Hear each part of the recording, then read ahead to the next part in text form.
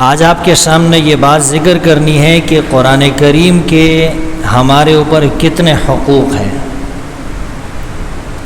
یہ تو ہمیں پتہ ہوتا ہے کہ ماں باپ کے ہمارے اوپر حقوق ہے، یہ بھی ہمیں پتہ ہے کہ بیوی کا شوہر کے اوپر حق ہے، یہ بھی پتہ ہے کہ شوہر کا بیوی کے اوپر حق ہے، یہ بھی ہمیں پتہ ہے کہ پڑوسی کا ہمارے اوپر حق ہے، یہ بھی ہمیں پتہ ہے کہ ایک مسلمان کا دوسرے مسلمان کے اوپر بھی کچھ حقوق ہیں، یہ بھی ہمیں پتہ ہوتا ہے کہ ہماری اولاد کا ہمارے اوپر کیا کیا حقوق ہیں، یہ بھی ہمیں پتہ ہوتا ہے کہ ہمارے استاد کا، ہمارے معلم کا، ہمارے ٹیچر کا ہمارے اوپر کیا حق ہے، یہ بھی ہمیں پتہ ہوتا ہے کہ ہمارے شاگردوں کا، ہمارے تلامذہ کا ہمارے اوپر کیا کیا حقوق ہیں۔ آج ہم یہ سمجھیں گے کہ قرآن کریم کے ہمارے اوپر کیا حقوق ہیں۔ قرآن کریم کے بھی اللہ نے کچھ حقوق بتائے ہیں جو مسلمانوں کے اوپر لازم ہیں۔ تو قرآن کریم کا سب سے پہلا حق یہ ہے کہ قرآن کے اوپر ایمان لانا یہ فرض اور ضروری ہے۔ اللہ تعالیٰ فرماتے ہیں آمن الرسول بما انزل الیہ من ربہ والمؤمنون۔ خود قرآن کریم میں اللہ فرماتے ہیں کہ قرآن کریم پر ایمان لا چکے ہیں کون؟ رسول صلی اللہ علیہ وسلم بھی اور ایمان والے بھی۔ آمن الرسول بما انزل الیہ من ربہ والمؤمنون۔ ما انزل الیہ من ربہ یعنی جو چیز اللہ نے نازل کی ہے، جو اللہ نے پیغمبر پر نازل کی ہے، وہ کیا چیز ہے؟ وہ ہے قرآن کریم، وہ ہے قرآن مجید، بڑی عظیم کتاب ہے۔ اتنی عظیم کتاب ہے، اللہ فرماتے ہیں ذالک الکتاب، وہ جو عظمت والی کتاب ہے، لا ریب فیہ، اس میں کسی قسم کا کوئی شک نہیں ہے۔ دیکھیے قرآن کریم ہمارے قریب ہے، ہمارے ہاتھوں میں ہوتا ہے، ہم قرآن کی تلاوت کرتے ہیں۔ اللہ نے کیا فرمایا؟ ذالک الکتاب۔ اللہ نے یہ نہیں فرمایا ہاذا الکتاب۔ یہ فرق آپ کو سمجھ میں آ رہا ہے؟ اللہ نے ہاذا الکتاب نہیں فرمایا، اللہ نے فرمایا ذالک الکتاب۔ ہاذا کا مطلب ہوتا ہے یہ کتاب۔ قرآن تو ہمارے ہاتھوں میں ہے، جو چیز قریب ہوتی ہے اس کی طرف جب اشارہ کرتے ہیں ہاذا سے اشارہ کرتے ہیں۔ یہ جو اردو میں ہم کہتے ہیں یہ والی چیز، یہ والی کتاب، تو عربی زبان میں ہاذا کا لفظ استعمال ہونا چاہیے تھا، ہاذا الکتاب، یہ کتاب، لیکن اللہ نے ہاذا الکتاب نہیں فرمایا، کیونکہ کتاب حسی طور پہ تو ہمارے قریب ہے، لیکن مرتبے کے اعتبار سے اتنی بلند ہے، اللہ نے اس کے مرتبے کی طرف اشارہ کیا، حسی کتاب کی طرف اشارہ نہیں کیا، مرتبے کی طرف اشارہ کرتے ہوئے اللہ نے فرمایا ذالک الکتاب، وہ جو عظمتوں والی کتاب ہے، وہ جو بلندیوں والی کتاب ہے، وہ جو رفعتوں والی کتاب ہے، وہ جو شان والی کتاب ہے، وہ جو اعلیٰ کتاب ہے، وہ جو عرفہ کتاب ہے، اس کتاب کی اللہ فرماتے ہیں بات کر رہا ہوں لا ریب فیہ، اس کتاب کے نازل ہونے میں کسی قسم کا کوئی شک نہیں ہے۔ تو فرمایا وہ جو کتاب ہے آمن الرسول بما انزل الیہ من ربہ والمؤمنون، اس پہ رسول بھی ایمان لا چکا ہے، اس پہ ایمان والے بھی ایمان لا چکے ہیں۔ آپ کا ایمان کامل تب ہوگا جب قرآن پہ ایمان ہوگا، قرآن پہ ایمان نہیں تو ایمان کامل نہیں ہو سکتا، بلکہ ایمان پایا نہیں جاتا۔ اس سے پتہ چلتا ہے کہ خود قرآن کے اوپر ایمان لانے کے پیغمبر بھی مکلف ہیں۔ اللہ نے پیغمبر کو بھی ذمہ دار ٹھہرایا ہے، اللہ نے پیغمبر کو بھی مکلف بنایا ہے کہ وہ اس قرآن پہ ایمان لائیں۔ جس طرح ہم اس بات کے مکلف ہے، ذمہ دار ہے، ہم پر یہ لازم ہے، یہ حق ہے کہ ہم قرآن پہ ایمان لائیں، اللہ نے پیغمبر پر بھی اس حق کو لازم کر دیا ہے، پیغمبر نے بھی اس قرآن پر ایمان لائے ہیں۔ فرمایا آمن الرسول بما انزل الیہ من ربہ والمؤمنون۔ یہ سورہ بقرہ کی بالکل آخری رکوع کی آیات میں نے پڑھی ہے آپ کے سامنے۔ یہ قرآن کریم کا سب سے پہلا حق ہے کہ آپ نے قرآن پر ایمان لانا ہے، دل میں تصدیق کرنی ہے، زبان سے اس کا اقرار کرنا ہے۔ قرآن کریم کا دوسرا حق، قرآن کریم کا دوسرا حق یہ ہے کہ آپ نے قرآن کی تلاوت کرنی ہے۔ اللہ فرماتے ہیں فَإِذَا قَرَأْنَاهُ فَاتَّبِعْ قُرْآنَهُ۔ جب جبرائیل علیہ السلام وحی لایا کرتے تھے اور قرآن حضور علیہ السلام تک پہنچایا کرتے تھے، تو جس وقت جبرائیل علیہ السلام قرآن کی تلاوت کر رہے ہوتے تھے، حضور علیہ السلام حضرت جبرائیل کے ساتھ ساتھ قرآن کو پڑھ رہے ہوتے تھے۔ اللہ نے فرمایا لا تحرک بہ لسانک لتعجل بہ ان علینا جمعہ وقرآنہ۔ اللہ نے فرمایا اے میرے لاڈلے پیغمبر، آپ اپنی زبان کو حرکت مت دیجئے تاکہ آپ جلدی جلدی قرآن کو پڑھیں، اور آپ کو یہ خوف ہوتا ہے، یہ ڈر ہوتا ہے کہ یہ قرآن کہیں بھول نہ جائے۔ ایسا نہ ہو جبرائیل قرآن کی تلاوت مکمل کر لے، مجھے یاد نہ ہو۔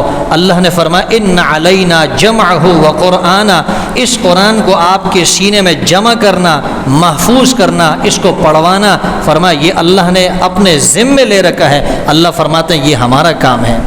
ہاں فرمایا فَإِذَا قَرَأْنَاهُ فَاتَّبِعْ قُرْآنَ، جب ہم قرآن آپ کو پڑھا دے، قرآن آپ پورا سن لے تو فَاتَّبِعْ قُرْآنَ، پھر آپ نے بھی اس کے تلاوت کی پیروی کرنی ہے، پھر آپ نے بھی اس کی تلاوت کرنی ہے۔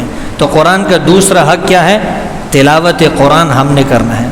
اُتْلُ مَا أُوحِيَ إِلَيْكَ مِن رَبِّكَ، اللہ فرماتے ہیں جس چیز کی آپ کی طرف وحی ہو رہی ہے اتلو، اس کی تلاوت کیجئے۔ اُتْلُ مَا أُوحِيَ، حکم دے رہے ہیں اللہ امر کر رہے ہیں۔ آج ہمیں جج حکم دے دے، ہم کہتے ہیں کہ جج کی توہین نہیں ہونی چاہیے۔ ہم کہتے ہیں کہ اگر آپ نے جج کے حکم کو نہیں مانا یہ توہین عدالت ہے، یہ جج کی بھی توہین ہے، یہ عدالت کی بھی توہین ہے۔ لیکن یہاں حکم کون دے رہا ہے؟ یہاں تو اللہ حکم دے رہے ہیں، اور اللہ جو ہے وہ احکم الحاکمین ہے، وہ تو بادشاہوں کے بادشاہ ہے۔ دنیا کے بادشاہ، ان کی بادشاہت عارضی ہے، مجازی ہے۔ ملک الملوک جو ہے وہ کون ہے؟ وہ اللہ تعالی ہے۔ بادشاہوں کے بادشاہ، قیامت کا دن ہوگا، پھر اللہ فرمائیں گے لمن الملک اليوم، کس کے لیے ہے آج کے دن سلطنت؟ آج کون ہے جو بادشاہی کا دعویٰ کرے گا؟ آج کون ہے جو سلطنت کا دعویٰ کرے گا؟ کوئی جواب دینے والا نہیں ہوگا۔ خود اللہ فرمائیں گے للہ الواحد القہار، وہ اللہ جو اکیلا ہے، وہ اللہ جو قہار ہے، اسی کی سلطنت ہے، کسی کی سلطنت نہیں۔ یہ سارے مجازی جتنے بھی بادشاہ ہیں، وزراء ہے، صدور ہے، ان کی حکومتیں ختم ہو جائے گی، صرف اللہ کی حکومت ہوگی۔ دنیا کے اندر بھی حاکم مطلق صرف اللہ تعالیٰ کی ذات ہے۔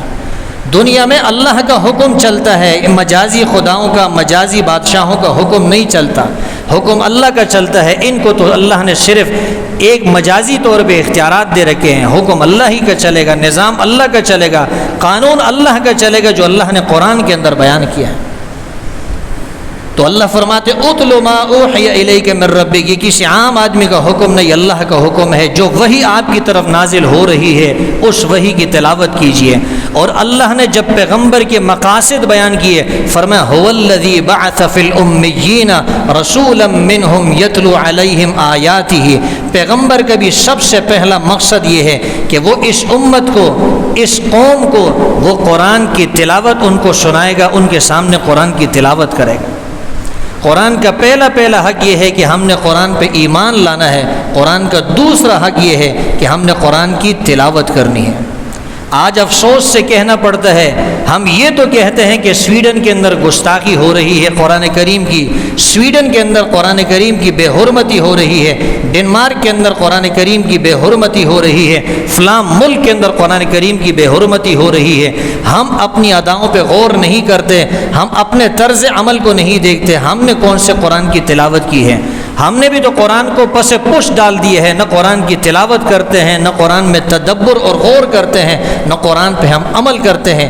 یہ بھی تو قرآن کی گستاخی کے مترادف ہے۔ قرآن کریم کا تیسرا حق یہ ہے، جب آپ نے قرآن پہ ایمان لایا اور قرآن کریم کے اوپر قرآن کریم کی تلاوت کر لی، تو قرآن کا تیسرا حق یہ ہے کہ قرآن کے اندر اب آپ نے غور کرنا ہے، قرآن کو سمجھنا ہے۔ بعض لوگ یہ سمجھتے ہیں کہ قرآن صرف علماء نے سمجھنا ہے، قرآن صرف مفتیوں نے سمجھنا ہے، جو شیخ الحدیث ہوگا اس نے قرآن کو سمجھنا ہے۔ ایسی بات نہیں، قرآن کو ہر آدمی کو سمجھنا چاہیے۔ اللہ فرماتے ہیں وَلَقَدْ يَسَّرْنَا الْقُرْآنَ لِلذِّكْرِ، ہم نے قرآن کو نصیحت کے لیے آسان کر دیا ہے۔ قرآن کے اندر کوئی غور اور فکر کرنے والا ہے کوئی؟ اللہ فرماتے ہم نے آسان کر دیا۔ اللہ نے یہ نہیں فرمایا کہ قرآن کو ہم نے علماء کے لیے آسان کیا ہے۔ اللہ نے یہ نہیں فرمایا کہ قرآن کو ہم نے مفتیوں کے لیے آسان کیا ہے۔ اللہ نے یہ نہیں فرمایا کہ جو شیخ الحدیث ہوگا اس کے لیے قرآن آسان ہے۔ اللہ نے یہ نہیں فرمایا جو ڈاکٹر ہوگا اس کے لیے قرآن آسان ہے، بلکہ اللہ نے یہ بھی نہیں فرمایا کہ جو پڑھا لکھا ہوگا اس کے لیے قرآن آسان ہے۔ کوئی پڑھا لکھا ہو یا نہ ہو، کوئی انگوٹھا چاپ کیوں نہ ہو، ان پڑھ کیوں نہ ہو، بالکل اپنے آپ کو جڑ جاہل کیوں نہ کہتا ہو، وہ بھی اس کا مکلف ہے کہ وہ قرآن کو سمجھنے کی کوشش کرے۔ آج قرآن کو سمجھنا آسان ہے۔ آپ کی زبان اردو ہے، آپ اردو کے اندر قرآن کو پڑھیں۔ آپ کی زبان انگریزی ہے، آپ انگریزی میں پڑھیں۔ سندھی ہے، سندھی میں پڑھیں۔ آپ کی زبان بلوچی ہے، بیروہی ہے، اس کے اندر پڑھیں۔ آپ کی زبان فارسی ہے، فارسی پڑھیں۔ جس زبان کے اندر آپ چاہیں گے آپ کو قرآن کا ترجمہ مل جائے گا۔ قرآن کا سمجھنا کوئی مشکل نہیں، بالکل آسان ہے۔ اور اگر کوئی آدمی کہتا ہے کہ میں قرآن پڑھا ہوا نہیں ہوں، کوئی آدمی یہ کہتا ہے کہ میری تعلیم نہیں، میں لکھ پڑھ نہیں سکتا، آپ ریڈیو پر بھی قرآن کو سن سکتے ہیں، آپ موبائل کے اوپر بھی قرآن کو سن سکتے ہیں، آپ علماء سے سن سکتے ہیں، مفسرین سے سن سکتے ہیں۔ قرآن کا لفظی ترجمہ آپ کو نیٹ پر مل جائے گا، ریڈیو پر مل جائے گا، آپ اس کو سن سکتے ہیں۔ قرآن کو سمجھنے کے لیے اللہ نے بہت طریقے پیدا کر دیے۔ اتنے آسان طریقے ہیں کہ ہر آدمی قرآن کو سمجھ سکتا ہے۔ آج ہم میں سے کتنے لوگ ایسے ہوں گے ان کے موبائل کو اٹھا کے دیکھ لو، میموری جو ہے وہ گانوں سے، فلموں سے، مختلف چیزوں سے مکمل بھر چکی ہوگی۔ کیا اس کے اندر قرآن کے لیے بھی کوئی جگہ ہے؟ قرآن کو سمجھنے کے لیے بھی ہم نے کبھی غور کیا ہے کہ ہمیں قرآن کو بھی سمجھنا چاہیے۔ اللہ فرماتے ہیں افلا یتدبرون القرآن افلا یتدبرون القرآن ام علی قلوب اقفالها ام علی قلوب اقفالها۔ اللہ فرماتے ہیں کہ لوگ قرآن میں غور کیوں نہیں کرتے ہیں، تدبر کیوں نہیں کرتے ہیں، قرآن کی گہرائی میں کیوں نہیں جاتے۔ ام علی قلوب اقفالها، یا لوگوں کے دلوں کو تالے لگ چکے ہیں۔ جب کسی گھر کے دروازے کو تالا لگ جائے تو باہر کی چیز اندر داخل نہیں ہو سکتی اور اندر کی چیز باہر نہیں نکل سکتی۔ اللہ فرماتے ہیں کہ جب دل کو تالا لگ جائے تو قرآن جو ہدایت ہے وہ اس انسان کے دل میں داخل نہیں ہوتی، اور جو اندر گمراہی موجود ہے، جو شیطان موجود ہے، پھر وہ باہر نکلتا نہیں ہے۔ یہ شیطان دل سے کیسے نکلے گا، یہ گمراہی یہ دل سے کیسے نکلے گی، یہ ہدایت اور قرآن ہمارے سینے میں کیسے آئے گا؟ اس کے لیے ہمیں اپنے ان تالوں کو کھولنا پڑے گا، دل کے تالوں کو کھولنا پڑے گا، قرآن کے اندر غور اور تدبر اور فکر کرنا پڑے گا۔ قرآن علماء کے سمجھنے کے لیے اللہ نے نازل نہیں کیا، قرآن ہر انسان، ہر مسلمان کے سمجھنے کے لیے اللہ نے اس کو نازل کیا ہے۔ ہاں قرآن جو عام آدمی ہے وہ مفسر نہیں بن سکتا، محدث نہیں بن سکتا، محقق نہیں بن سکتا، قرآن کی گہرائی میں نہیں جا سکتا، لیکن قرآن کی وہ آیات جس میں جنت کے تذکرے، جس میں دوزخ کے تذکرے، جس میں حور کے تذکرے، جس کے اندر اللہ کی اطاعت کے تذکرے، جس میں حضور کی اطاعت کے تذکرے، جس میں میاں بیوی کے حقوق کے تذکرے، جس میں پڑوسی کے حقوق کے تذکرے، جس میں اولاد کے تذکرے، جس کے اندر رضاعت کے تذکرے، جس میں طلاق کے تذکرے، جس میں نکاح کے ذکر، جس میں جہاد کا ذکر، جس میں تبلیغ کا ذکر، جس میں قرآن کی نشر و اشاعت کا ذکر، جس کے اندر عزت، عصمت اور عفت کا ذکر، جس کے اندر آپ اپنی ہدایت کا ہر سامان ڈھونڈ سکتے ہیں، یہ سارے ذکر قرآن کے اندر موجود ہے۔ ہر آدمی یہ باتیں تو سمجھ سکتا ہے، اس کے لیے مفسر بننا، عالم بننا، مفتی بننا کوئی ضروری نہیں ہے۔ جہاں قرآن میں سوال آپ کے ذہن میں آیا، کسی قرآن کے ماہر سے پھر رجوع کیجئے، اس سے سمجھنے کی پھر کوشش کیجئے۔ تو قرآن کا تیسرا حق کیا ہے کہ قرآن میں غور کرنا ہے، فکر کرنا ہے۔ اکثر لوگ کہتے ہیں جی ہم نماز پڑھنے کیوں نہیں آتے؟ آپ جب پوچھتے ہیں ہم لوگوں سے آپ نماز پڑھنے کیوں نہیں آتے، کہتے ہیں ہمارے پاس ٹائم نہیں ہے۔ پوری رات لوگ موبائل دیکھتے ہیں۔ کئی دفعہ ایسا ہوتا ہے، کتنے دوست احباب ہیں ان کے موبائل پہ ایسا آ رہا ہوتا ہے، پتہ چلتا ہے کہ رات کو 2:30 بجے کوئی سویا ہے، کوئی رات کو 3 بجے سویا ہے۔ رات کو 3 بجے تک، 2 بجے تک، 4 بجے تک ہمارے پاس فرصت ہوتی ہے۔ فرصت نہیں تو قرآن کے لیے نہیں، فرصت نہیں تو قرآن کی تلاوت اور قرآن میں تدبر اور غور فکر کے لیے ہمارے پاس فرصت نہیں۔ ہم سارا دن فٹ پاتھوں پہ بیٹھے رہیں گے، گلیوں میں بیٹھے رہیں گے، وہاں سے آنے جانے والوں کے نظارے ہم کرتے رہیں گے، قرآن کے اندر غور اور فکر کا ہمیں موقع میسر نہیں ہوتا، ہمیں توفیق نہیں ہوتی قرآن کا ایک صفحہ ہم دیکھ سکے، 2 آیات کی تفسیر ہم دیکھ سکیں۔ قرآن کریم کا چوتھا حکم یہ ہے کہ جب اللہ نے قرآن نازل کر دیا ہے، آپ نے اس پہ ایمان لایا، آپ نے اس کی تلاوت کی، اس میں تدبر اور غور اور فکر کر لیا، اب اس پہ عمل کی باری آتی ہے۔ اب آپ نے قرآن کے اوپر عمل کرنا ہے۔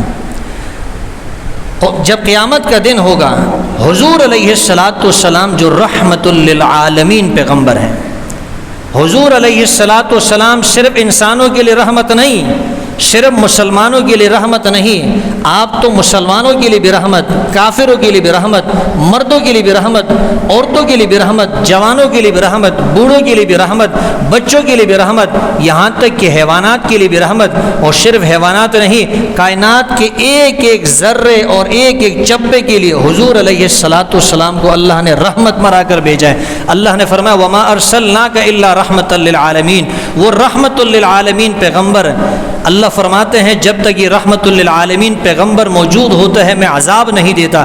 یہ رحمت للعالمین پیغمبر قیامت کے دن کیا کہے گا؟ وقال الرسول یا رب ان قومی اتخذوا هذا القرآن مہجورا، اے اللہ میری قوم نے، اے میرے رب میری قوم نے اس قرآن کو چھوڑ دیا تھا، پس پش ڈال دیا تھا، نہ تلاوت کرتے تھے، نہ عمل کرتے تھے، نہ قرآن میں تدبر اور غور کرتے تھے۔ تو قرآن کے اوپر عمل کرنا جو ہے یہ ضروری ہے۔ واتبع ما اوحی الیک من ربک، اتبع ما اوحی الیک من ربک، اللہ فرماتے ہیں جو وحی آپ کی طرف نازل ہوئی ہے اس کی اتباع کرو، اس کی پیروی کرو، اس کے حکم کو مانو، اس کے اوپر عمل کر کے دکھاؤ۔ اللہ نے عمل مانگا ہے ہم سے۔ اور قرآن کا 5واں حق کیا ہے؟ آپ نے قرآن پہ ایمان لایا، پہلا حق، قرآن کی تلاوت کی، دوسرا حق، قرآن کے اندر غور اور فکر کیا، اس کے اندر اس کی گہرائی میں چلے گئے، یہ تیسرا حق، اور چوتھا حق یہ ہے کہ آپ نے قرآن پہ عمل کر کے دکھایا۔ 5واں حق یہ ہے جب خود عمل کر لیا اب یہ قرآن دوسروں تک بھی آپ نے پہنچانا ہے۔ اللہ نے تو اپنے لاڈلے پیغمبر سے فرمایا یا ایھا الرسول بلغ ما انزل الیک من ربک، بلغ ما انزل الیک من ربک، اے میرے پیغمبر، اے میرے نبی، جس چیز کی ہم نے آپ کو وحی کی ہے اس وحی کو اور اس پیغام کو دوسروں تک بھی پہنچائیے۔ اسی کا نام تبلیغ ہے کہ جو اللہ نے قرآن بھیجا ہے، اللہ نے وحی نازل کی ہے، اس کو دوسروں تک پہنچانا ہے، اور اسی کو اللہ نے بلغ اور تبلیغ سے تعبیر کیا ہے۔ تو اللہ نے حضور علیہ السلام کو مکلف کیا، آپ کی ذمہ داری ہے، فرمایا یا ایھا الرسول بلغ ما انزل الیک من ربک، جو وحی آپ کی طرف نازل کی گئی اس کی تبلیغ کرنا ہے، وہ دوسروں تک پہنچانا ہے۔ فرمایا فإن لم تفعل، اگر آپ نے ایسا نہیں کیا، فما بلغت رسالتہ، آپ نے رسالت کا حق ہی ادا نہیں کیا۔ اگر آپ نے قرآن دوسروں تک نہیں پہنچایا تو اس کا مطلب یہ ہے کہ آپ نے رسالت کا حق ادا نہیں کیا۔ رسالت کا حق تب ادا ہوگا جب آپ قرآن دوسروں تک پہنچائیں گے۔ اب دیکھتے ہیں کہ حضور علیہ السلام نے قرآن کو دوسروں تک پہنچایا ہے یا نہیں۔ تو جب حجۃ الوداع کے موقع پر ہم دیکھتے ہیں لاکھ سے زیادہ صحابہ کرام ہیں، حضور علیہ السلام ان سے پوچھتے ہیں بتاؤ کیا میں نے تمہیں اللہ کا دین پہنچایا کہ نہیں، اللہ کا کلام پہنچایا کہ نہیں، اللہ کے پیغامات پہنچائے کہ نہیں پہنچائے؟ انہوں نے کہا اے اللہ کے رسول آپ نے پہنچا دیا۔ تو حضور علیہ السلام نے فرمایا کہ جب تم سب نے گواہی دے دی فَلْيُبَلِّغِ الشَّاهِدُ الْغَائِبَ، فرمایا جو تم میں سے موجود ہے، جو حاضرین ہے، وہ غائبین تک میرے اس پیغام کو پہنچانا۔ اس پیغام کو اب دوسروں تک پہنچانا ہے، جو اللہ نے احکامات مجھے دیے، قرآن مجھے دیا، میں نے تم تک پہنچایا، تم حاضرین ہو، تمہاری ذمہ داری ہے، تم نے غائبین تک قرآن کو پہنچانا ہے۔ حدیث میں آتا ہے حضور علیہ السلام نے ارشاد فرمایا بلغوا عنی ولو آیا، میری طرف سے پہنچاؤ دوسروں کو چاہے وہ قرآن کی ایک آیت کیوں نہ ہو۔ حدیث میں آتا ہے خیرکم من تعلم القرآن وعلمہ، تم میں سے بہترین انسان وہ ہے خیرکم من تعلم القرآن وعلمہ، تم میں سے بہترین انسان وہ ہے جو خود بھی قرآن کی تعلیم حاصل کرے، دوسروں کو بھی قرآن کی تعلیم پہنچائے۔ ہمارے نزدیک بہترین انسان کون ہوتا ہے؟ ہم بہترین انسان اس کو سمجھتے ہیں جس کے پاس گاڑیاں ہیں، جس کے پاس محلات ہیں، جس کے پاس کوٹیاں ہیں، بینک بیلنس ہے۔ تو بہرحال یہ قرآن کریم کے 5 حقوق تھے جو آپ کے سامنے بیان کیے، ہمیں کوشش کرنی چاہیے کہ ہم ان حقوق کو ادا کرنے والے بنیں۔